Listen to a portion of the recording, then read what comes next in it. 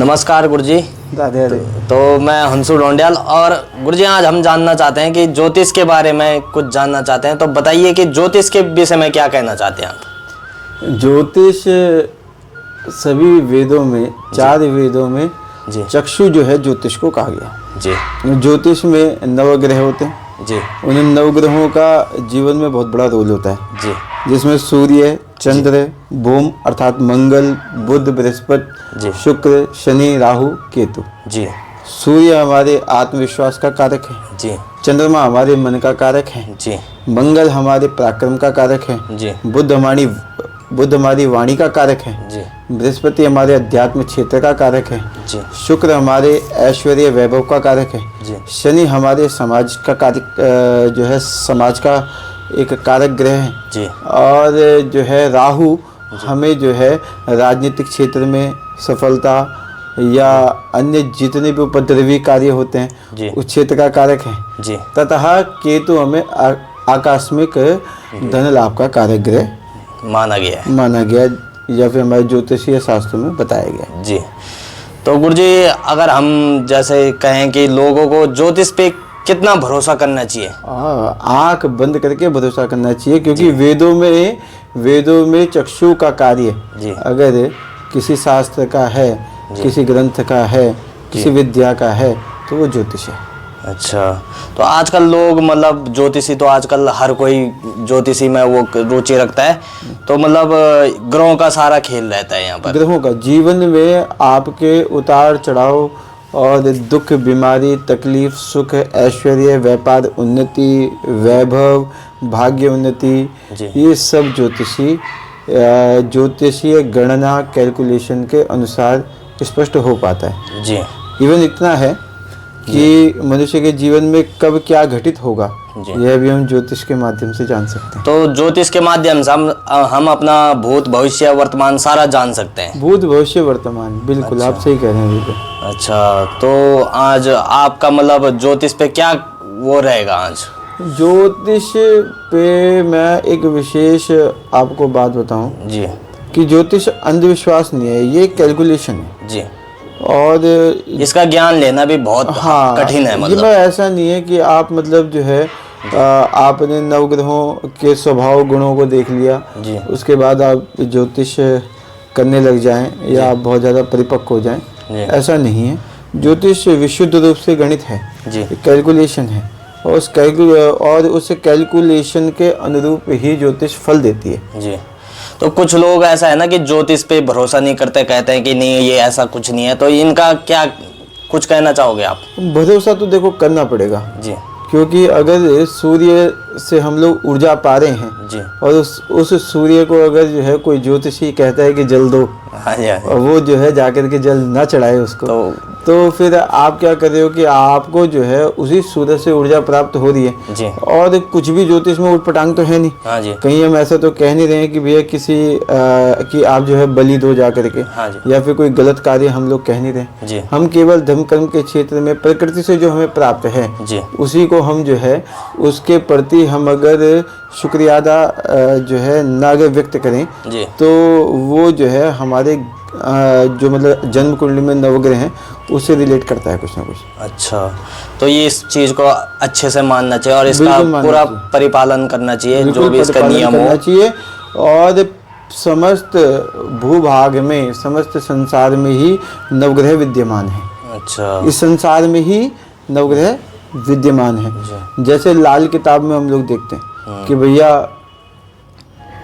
जो व्यक्ति पिता की सेवा नहीं करता जी, पिता का मान सम्मान आदर नहीं करता जी, तो उसे समाज में कभी यश नहीं मिलता जी, बिल्कुल, कभी भी, क्योंकि माँ बाप से बड़े तो कोई भगवान है नहीं, है। परंतु जो है ज्योतिष में लाल किताब में सूर्य को पिता का कारक बताया गया जी, सूर्य को पिता का कारक बताया गया, चंद्रमा को माँ का कारक बताया गया जी, माँ का कारक जी, मंगल को सेनापति का कारक बताया गया जी, ठीक है, जी, बुध को राजकुमार का कारक बताया गया, जी, देवगुरु बृहस्पति को देव जो है गुरु का कारक बताया गया, जी, शुक्र को यहाँ पे ऐश्वर्य का कारक बताया गया, या फिर ये कह लो कि आपकी धर्मपत्नी या फिर स्त्री सुख का कारक बताया गया, जी, शनि को समाज का कारक बताया गया, जी, पुत्र का कारक बताया गया। जी। तो इसी प्रकार से नवग्रहों में राहु है, केतु है, छाया ग्रह। जी।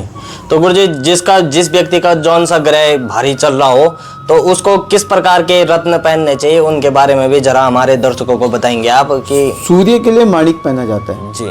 सूर्य के लिए माणिक माणिक पहना जाता है। जी। चंद्रमा के लिए मोती पहना जाता है। जी। मंगल के लिए मूंगा पहना जाता है। बुध के लिए पन्ना पहना जाता है। बृहस्पति के लिए पुखराज पहना जाता है। शुक्र के लिए ओपल या हीरा पहना जाता है। जी।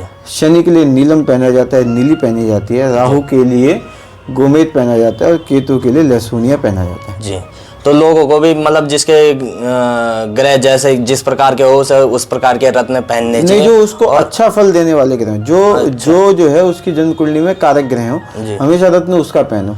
जो आपकी जन्म कुंडली में अकारक ग्रह हैं, जो आपको अच्छा फल नहीं देने वाले, ऐसे ग्रहों के रत्न कभी पहनने नहीं चाहिए। तो मैं तो बिल्कुल मना करता हूँ कि भैया आप जो है ऐसे ग्रहों को बल दो जो आपकी जो है जन्म कुंडली में और आपके जीवन में आपकी दशा और दशा आपकी जो है सुधारेगी, दिशा और दशा दोनों को सुधारेगी। जी।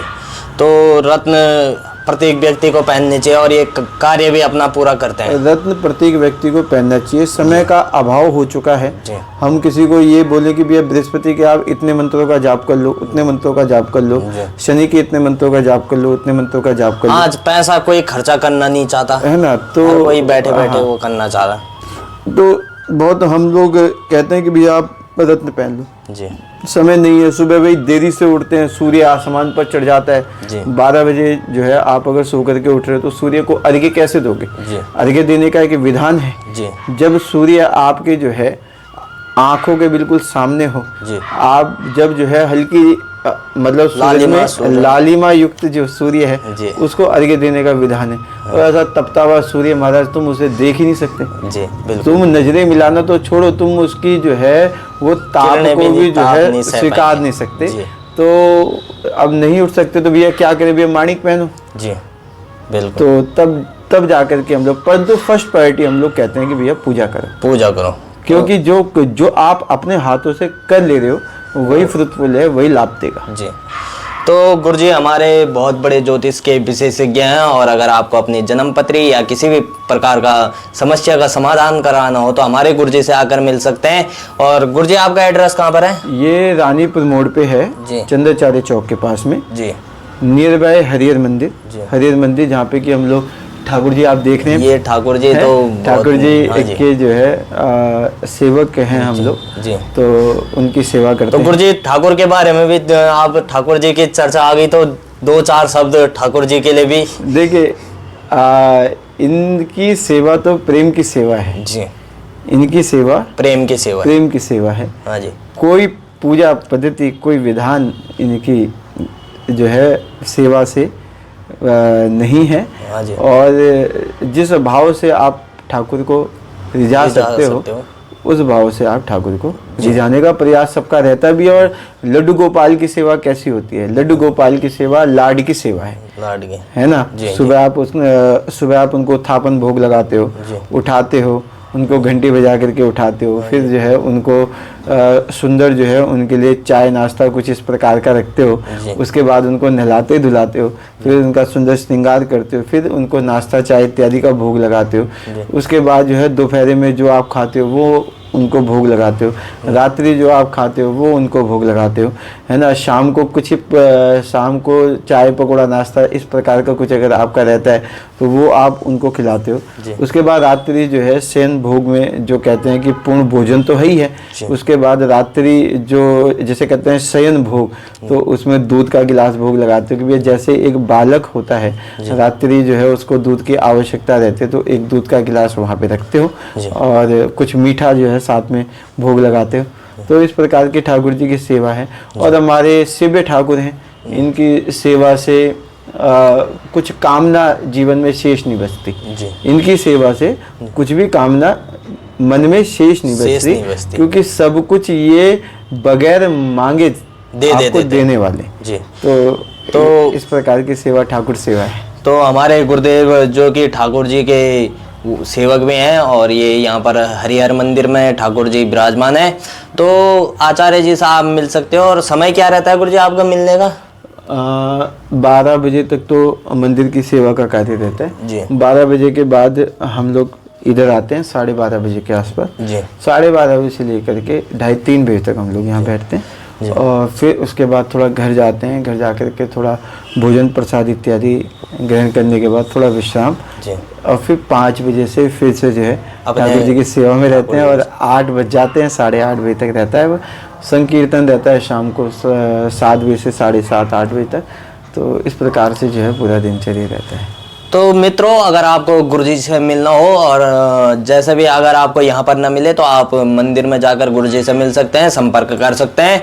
तो ऐसे ही हमारे गुरुदेव जो कि कथा भी करते हैं, तो ऐसे ही महान गुरु के चरणों में हम नमन करते हैं।